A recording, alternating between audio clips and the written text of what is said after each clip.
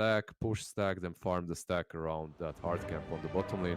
It's an old school lane, the way it's played, at least than this time around, because that last Kotlin game wasn't really brilliant.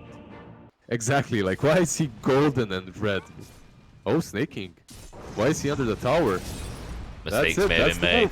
Yep, tower was still in range. Beautifully done, and as that happens, Sven in the top lane as well.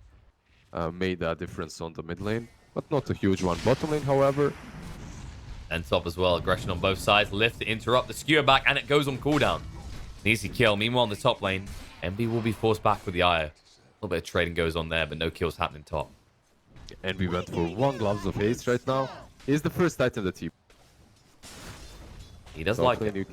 Yeah, you can see the stun into the Illuminate. It's constant pressure on the Wisp plus Sven. Even though there's a lot of region coming, they're going in. They're diving. Yeah, that's going to be a whiff stun, though. Now they're in a bit of trouble because they didn't take a point in the Sandstorm. There's the use of the Warcry to move forward. They'll get the kill on Sonic. He just can't trade. He needs to back away. He needs to back away, but they don't really have catch.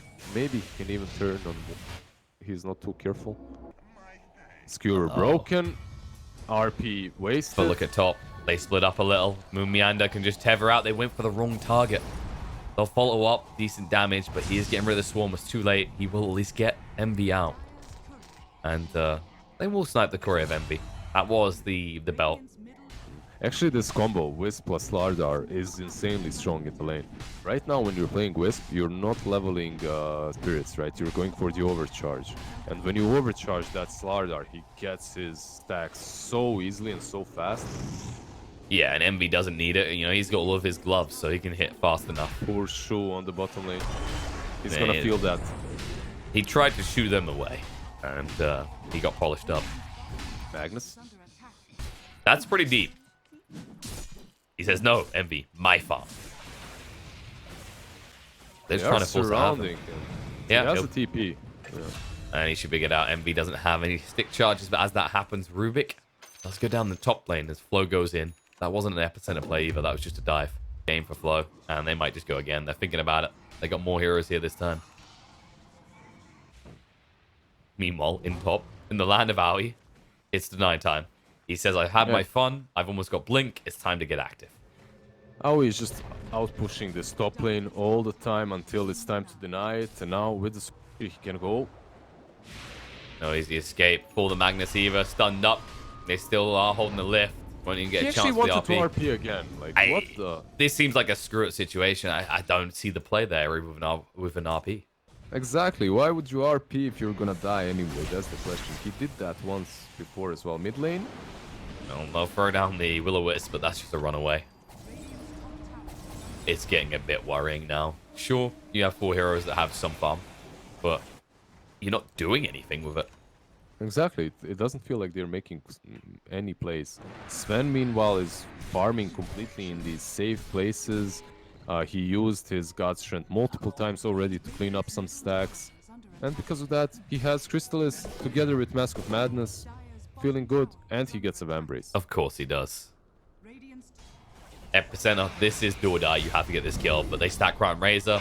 Overcharge, try and keep him up. That was adorable, and did they cancel it? It didn't look like the Epicenter was going off. Sure, he's getting really low. And he's just done. I don't know. I think Flow cancelled the Epicenter. It could have happened. I was watching top lane because there were 2 smokes happening from both sides. And there's the ult. He's not getting out of this. Snake King jumps in, stun is right there. He's got the Burrow Strike, but they see everything. They had the sentry right there. Remember, they have this Lardar who could get to Rosh Pit fairly quickly with that sprint, and then you have the Sven too. You can take down Aegis if you wanted to. You could take it for yourself. Gain. They definitely seem a little bit scared of it, and I think it's the thing at this stage, you know, that Pandas heroes, they use that gold better, right? The Razor, this is kind of his power spike point, just in the dominance of Slardar. We might see it again. Lift on the Magnus. He's got the skewer coming off cooldown. A lot of damage going to be done. The stun follow-up, and he's gone. Whoopsie. There are decent spells for Ghoul. Mid lane. Weaver, just gone.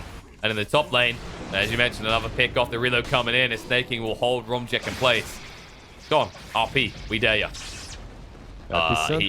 He moves away from Flow. Yeah, and Oh. TRPs in the end. Well, right clicks Moon too strong, and Flo, no escape anymore. The dust still reveals him. Envy says, let me have this one, boys. Yeah, Roche is going to want to go out of his pit very soon as well, as they go straight right there to say hi to him, to take him down, to take his Aegis. 4 heroes on the side of Ghoul just hide without... It doesn't look like they're ever putting up a fight.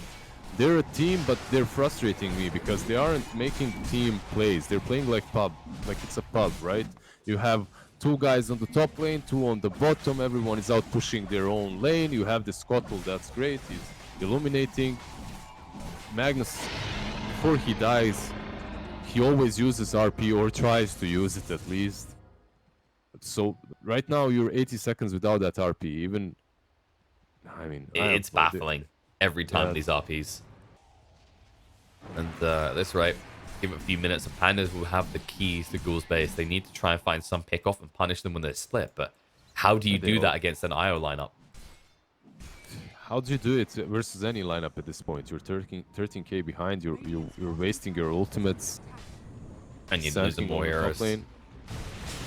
Just gone. Ignis to try and buy enough time. Maybe Flo gets out, but Aoi, he's hunting. The reload's going to come in because they force him too deep. They realize that Ghoul have committed. TP out. Won't be successful by Shu, and you already see the chasers on. Sonic will protect himself for the moment with yours, but Aoi's behind him. And they'll split up to look for kills. They'll chase down, kill off the Ogre. There's no easy escape for Sonic either. At least Magnus, meanwhile, is trying to outpush top. He killed a couple of creeps, and he also got his Blink Dagger up now. Maybe this is the time. I mean, it's now or never. You got this Blink, perhaps you can get a couple of good RPs, follow that up with your teammates, maybe RP into Epicenter. Imagine playing as a team. It could work. I do hear that Dota is you have a higher success rate when you use your team.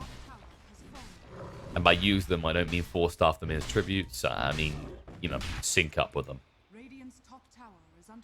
As hard as it might be. I think you can just see how split they are. This is the point where it's not even a worry for Pandas. You mentioned the huge net worth lead. Also, the map, getting across to each of these lanes is so easy now that you've pushed into these tier 2s. Pushed into tier 2s, you got all the items that you need. There's a Ghost on Wisp and the Mech. You're not really killing him. Rubik is super elusive. He has Sukuchi always together with the Blink and Yule. Razor also the big KB Blink Yules. And Slardar, well, you're just not getting to Slardar. He's getting to you anyway. And now has an Axe complete as well. So he's probably ready to just make the call. Guys, let's go into the base. And create that zone buffer, and they won't come anywhere near us.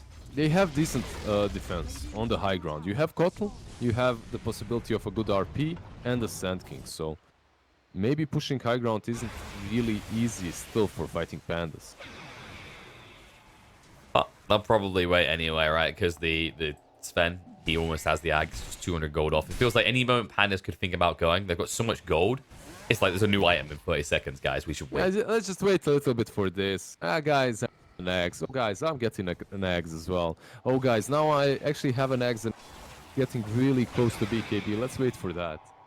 I mean, why not? It's the safer option. It's the safer play. You are qualifying for a major. You really want to keep those risks low. They want to go straight up. And I believe we will see, yeah, it's a smoke on Radiant as well. Yeah, but the buyback stats doesn't look good. This is all in Ghoul. If they do not take this fight, this could easily be the game. Yeah, this is the opportunity for them. Let's see if they got it. There is the RP. There is the Epicenter with the Blink Dagger. They're so split. Epicenter's already been used. RP goes down, but the stun to interrupt them right now. Through, it's not doing enough damage just yet. They'll back away. BKBs get activated, and Magnus melted through. Envy hitting way too hard with this DD. They'll be punished. Aoi will live through it all, and they will lose the Weaver as well. They lose 3. There's no buyback. GG. GG called. Yeah, I mean, they gave it one last attempt. Actually, their only attempt at this game. It didn't ever look like they were actually trying to play as a team. They were being picked off. Maybe it's because fighting Pandas just outclassed them, right? Maybe that's the option. So sometimes teams look like they aren't trying, or